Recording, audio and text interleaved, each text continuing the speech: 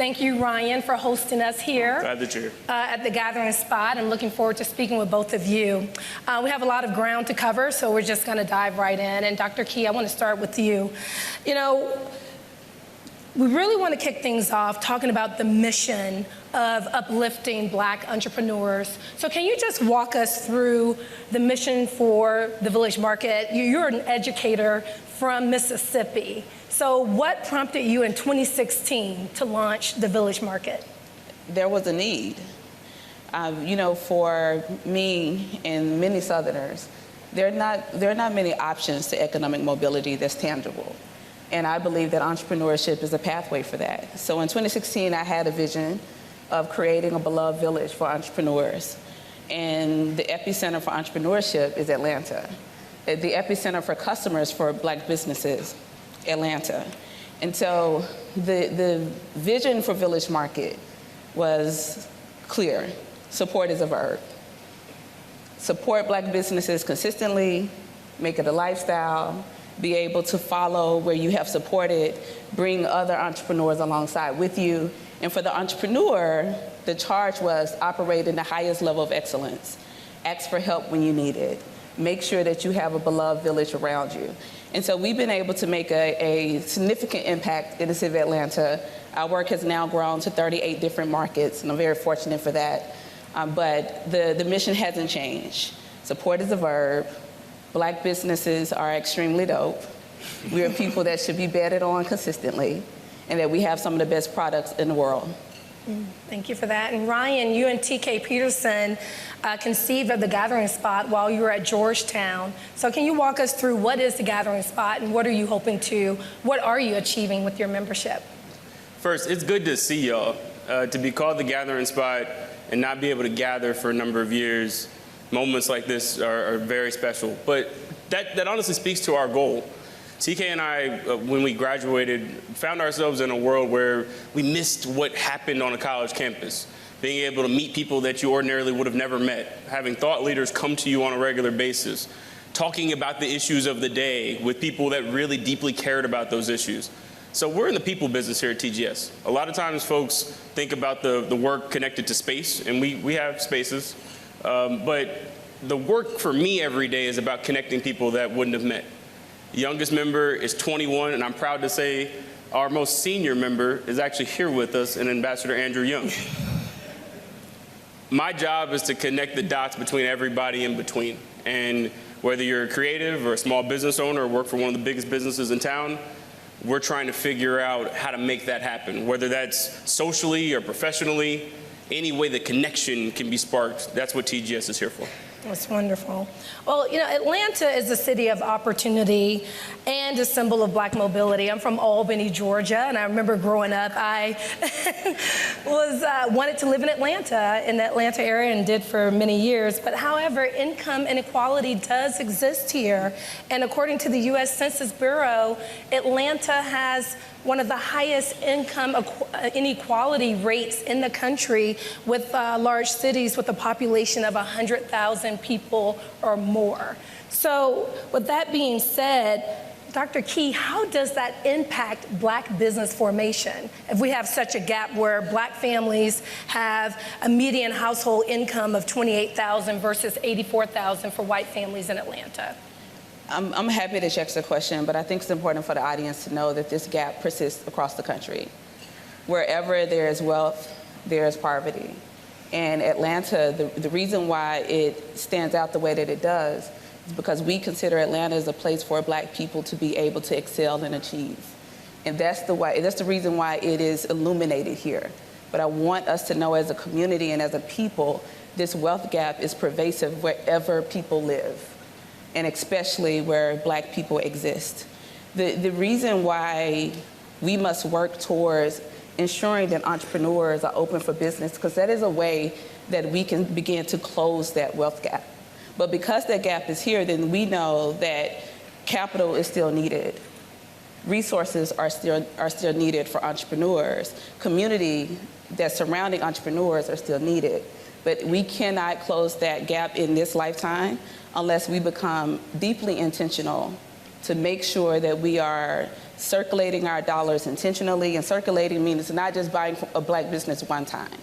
It is how are you hiring, who is rendering your services for you, who are teaching your children, who's taking care of your body, who is taking care of your mind. That is a mindset shift. It is going to take generations to close this, but I do not want us to see those numbers and feel that we are paralyzed. I love to see numbers because to me that means opportunity. So I want us to lean into opportunities in Atlanta to tell a different story about economic mobility here. One of my favorite quotes is, "Do you really want to win or look good losing?" And we have to win on this issue. I'm from here like a lot of folks, right? And if I think about my future, I want to stay here. I don't know about y'all, but I want to be here. I have kids that live in this city. We've got to close the gap, right? And so to Dr. Key's point, and it's hard following Dr. Key, y'all, but we've got to do things with intentionality every single day. It's not an Instagram post. It's not a tweet. It's us being very specific every single day about how we're engaging with one another, and then putting some lines in the sand. And when it comes to this city being affordable, that's one of the lines. We have to have specific policies in place to make sure that folks that have been living here can stay here. Again, that's the type of city I want to live in. That's the type of city I want my kids to live in. So do we really want to win or look good losing? I think we want to win here. If any city has to figure it out, it has to be Atlanta. If we don't, the consequences will, let's not even talk about it fully. This city has to, we have to do it here. And we've got a lot of good people, folks in the room that are working on this each and every day, so I'm optimistic. And may I add something? I think it's important for this room to understand that our bubbles paralyze us as well. We cannot believe that the privilege that we sit in is the normal. What we have to know is that the privilege we sit in should be normal for everybody. And so that's a different charge, a different conversation that we must start to have as people. But these bubbles can make us blind. These bubbles can make you blind even though you are black. So we have to step outside of our bubbles and fight for the persistence of other people to live a different existence than where they're living today. Just quickly on to this point. Go ahead. As black people, 97% of our income is spent outside of our community. So said differently, we only spend 3% of our money inside of the community. To Dr. Key's point, there's a lot of room there. We've got to get specific about doing that each and every day. Our businesses aren't scaling because of it. Another very sad stat is that 96% of our businesses don't employ anybody.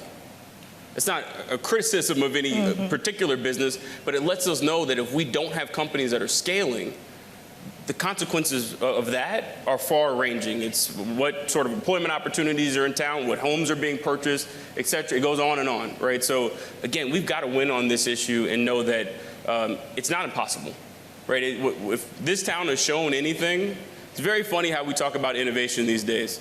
We will pick very large projects, things that almost seem impossible, and say, we can figure that out. But somehow when we get into conversations around equity and closing the wealth gap, we just are confused and stay confused and have a working group to have a working group to then have that working group study the last working group. Yeah. If we can figure out how to get really, really big challenges solved, we can figure this out too. Speaking about, circulation of the dollar, Black Star Project did a study, and it said that the dollar spends 6 hours in the black community, 20 days in the Jewish community, and 30 days in the Asian community. So we have a ways to go on that. Ryan, with the Gathering Spots membership, you have everyone ranging from creatives to tech startup founders. What are they saying to you when it comes to the challenges of being an entrepreneur right now? We're at a really interesting moment where when we started TGS, the conversation in the small business community was about starting a business.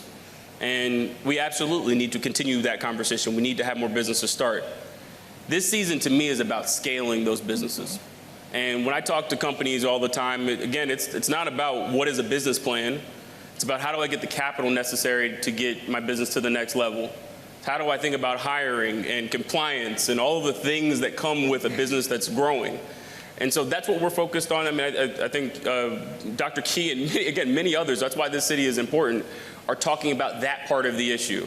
We've got to get our businesses to higher heights, making sure that they have the resources around them to be able to accomplish those goals. And when we do, again, this will be a city that I think we're all proud to live in. Dr. Key, can you tell us a little bit more about the Beltline and how you're supporting entrepreneurs there through the Village Market? Yes, so through partnership with the Atlanta Beltline, is there anybody in the audience from the team? One person. Hey, Rob, good to see you. But last year, we brokered a partnership with the Beltline to open up some container businesses for Black businesses. Ambassador Young stopped by on his birthday, and it was a beautiful celebration. But what's so important about the Beltline, this is one of the main corridors in the city. It connects Atlanta in a very beautiful way. On the east side, you see hundreds and thousands of people like myself on our bikes walking. Some people walking more aggressively than others, taking business meetings. But it's a place to be open for business. And so through the vision of space and what to do with space, the Village Market and the Beltline formed a partnership to open up these businesses. We are finishing our first pilot, and there were 6 businesses that had an opportunity, 3 in the F&B space, and then 3 in product. And so we've learned a lot. I can't say that we got everything right, but we learned, and these entrepreneurs also learned. Some of the things that the entrepreneurs said, who knew that I had to be open for business 5 days a week? And I have to stay there for hours. What makes Atlanta so special, what other entrepreneurs get an opportunity to practice before they make that investment into a lease agreement? This opportunity is allowing entrepreneurs to practice, to test their customer base, to really refine their processes. And on the back end of that, we're working with entrepreneurs weekly to make sure that they have technical assistance training. We work with an incredible guy who's working with branding and marketing to scale into other locations. So what's so special is that we're taking this holistic approach, but only in Atlanta and maybe some other cities, but I'll just brag on Atlanta right now. It's just incredible to see that entrepreneurs get to practice and refine in real time, because that lessens the risk and it educates them when it's time for them to get into a deeper lease agreement beyond this space. So I'm very proud of what we've been able to do. I'm proud of great partnerships. And I really love that the Beltline did something that I want other larger entities to do. Bet on organizations that have trust in the community. So many of us are doing the work. And so Beltline leaned into Village Market because we've established trust now for the last 7 years. And Ryan, I know that the Gathering Spot, you are in expansion mode. I've been to your LA space, it's beautiful. You're also in DC. Can you talk about the challenges that you have had scaling the Gathering Spot? We might run out of time. It's been the full entrepreneurial process for us. I mean, I was telling someone earlier, I was 24 years old when we opened this location. And we knew absolutely nothing about any of what it was going to take to, I mean, talk about make it a year. We were trying to make it through the week, sincerely. If there's a thing, though, that I've learned and I'm grateful for, this business is about the community. And when we face challenges, and again, we'd be here all day. If I went through raising capital, trying to find buildings, making all sorts of mistakes, the community has been with us every step of the way. And I'm humbled, sincerely, at this point. This location's almost 8 years old, that we're still in the game. I mean, I read a stat, most businesses don't make it to 5 years. And when we cross that threshold and are now staring at a decade, you really start to reflect on, I mean, yeah, the storms come, but the community, when the community's together, we get through. Okay, and speaking of storms, I know that the Gathering Spot was acquired by Greenwood in 2022, and there have been some challenges of late that have spilled out in public. How are things going now? I mean, we're here with Bloomberg at a conversation with Tyler Perry. Can't make this stuff up. No, it's just, look, storms do come. And this isn't something that I think we as business owners should shy away from. We've got to talk openly about the challenges that come with being in business. That's right. And so rather than having this be a moment of silence, I'm actually looking at it the opposite way. I mean, you heard me earlier talk about we've got to scale our companies. That was the goal. Scale this company. Let's continue to make an impact in as many places as we can with as many people as we can. And so, again, the storms will come throughout the journey, but we're here with Bloomberg and a special conversation with Tyler Perry. That's right. And so, you know, you've got to take the process for what it is. And you'll hear me say 1,000 times, I'm in the community business, and thank you to the community, sincerely, for weathering them, because this has not been a me thing for a long time. It is sincerely a we thing, and we still have the gathering spot as a community asset. We're going to continue our work. Mm-hmm. And it takes all of us, right, to support entrepreneurs. And so, Dr. Key, when we talk about local, state, and federal efforts, but before we get to that, I want to talk about the role of corporations. Post George Floyd, we all heard all the billions and billions of announcements and pledges made to support Black businesses. Are you seeing that? Am I seeing consistency, or am I seeing, I want to make sure I answer the question. I think it's complex. I think we've seen some corporations be very consistent. One of our partners has been MasterCard. They've been incredible. Another partner has been Target. They've been incredible. I will not name other names. That was very performative. Those were some great posts. But I think what we all knew in this space, we knew that there was a wave. And ride the wave, but be clear that the wave is going to come down. And there would be so many corporations that once the world turned its eye to another thing, Black businesses would be at the end of that conversation. We knew that DEI was a fixture for a moment. Look at how many Black women and Black men who've been termed from those positions. And so I think it would be a bit premature if we did not know that would happen. And so what many of us decided to do was to lean in the moment. So if people are pledging, great, we're here. And as I would say if I was talking to my friend, run us that check. Because we're going to continue to do the work. But it's important in this space that Ryan and I and other friends sit in to hold corporate companies accountable for the things that they said that they would do, and wait for the answer or whatever the excuse is of why they leaned out. But if they lean out, our work doesn't stop. We must be persistent for our people. We must be vigilant in the cause of making sure that we collectively mobilize and stay deeply intentional about economic prosperity. So I'm not waiting on a corporate company to save us. I built the Village Market before corporate. Ryan built the Gathering Spot before corporate, and we will be here standing long after it. But if corporate companies say they are coming to this city to do meaningful things for Black businesses, we should follow that with a how, and for how long, and who's leading it.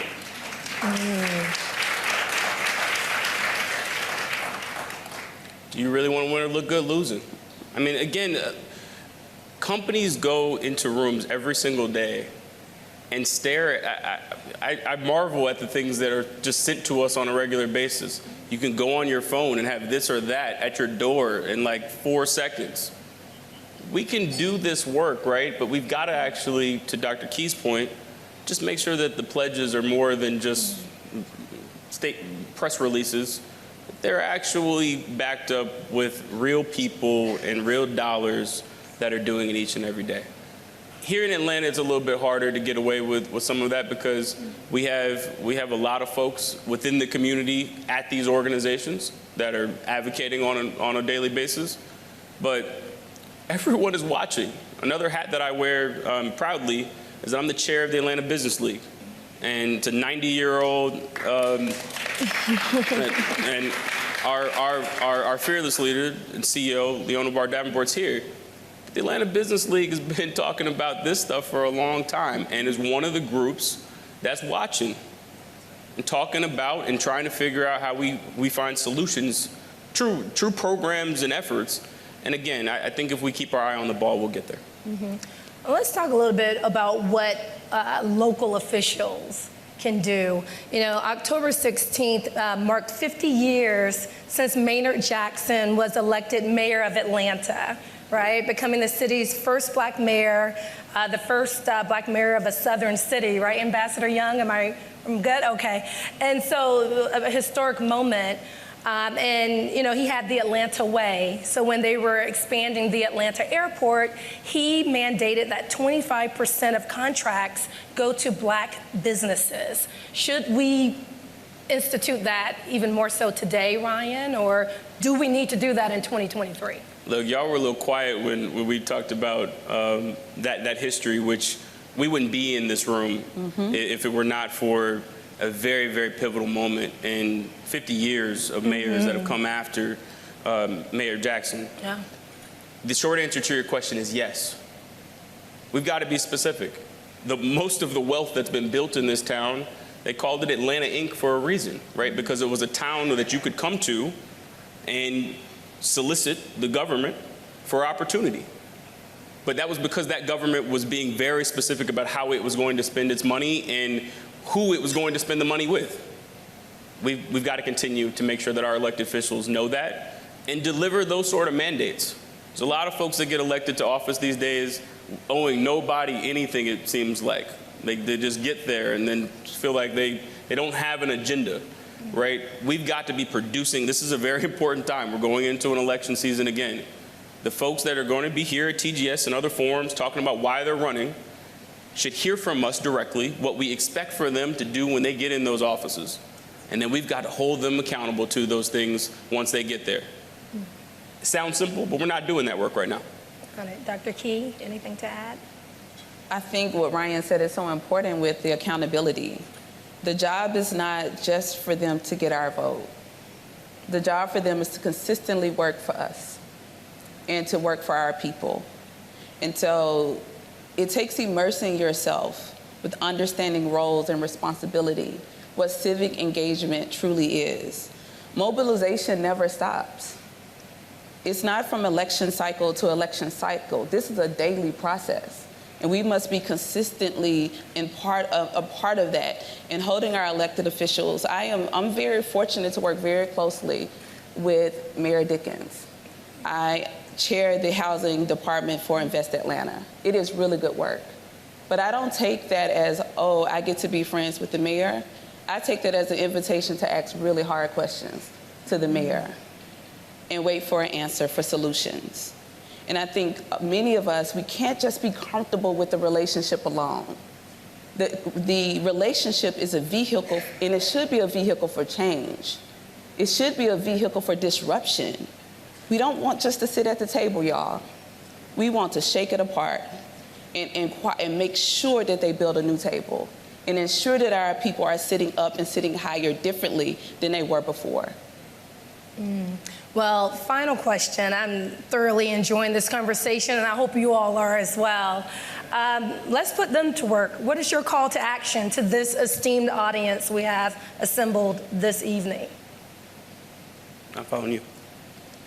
Dr. Key? Absolutely. I'm always talking about action. Support is a verb. Make sure that you are consistently engaged civically. Make sure that you are consistently buying from black businesses and even expanding what that purchase looks like. And make sure that we're working every single day to elevate our consciousness. None of the things that we're talking about, economic mobility and closing the wealth gap, will happen if we're shattered internally, if we're shattered as a people. Collective consciousness is our true way forward. It requires us to shift the way that we behave with each other. It allows us to lean into a deep place of grace. It allows us to have compassion and the willingness to solve problems together and to ask each other hard questions and to be there for solutions as a collective. So that's not just buying black. That's protecting your mind. and having a mind stayed on our people as a collective. Ryan? I'm fairly old school on this. I grew up in the church, and saw some research recently where this is the most isolating or like lonely time in human history. Despite all of the ways that we connect with one another, research is saying that we are more disconnected than ever. My challenge to everyone is that we can disrupt that pretty quickly, right? A lot of these challenges that we're talking about, they feel really, really big, right? But at the heart of getting to wherever next is relationship. It's us actually communicating with one another, understanding that there are real people involved in all of this stuff. But again, the building block to get there, we've got to know each other. And not on LinkedIn and not on Instagram or Twitter or whatever it's called now. X. But in real life, with real humanity and real compassion, going through the issues, figuring out how we can be helpful. So I think we can all do that, right? We can leave here and figure out how to be helpful to somebody, knowing that this is the loneliest time in human history. Well, we must leave it there. Thank you both so much. Dr. Key, Ryan Wilson, thank you.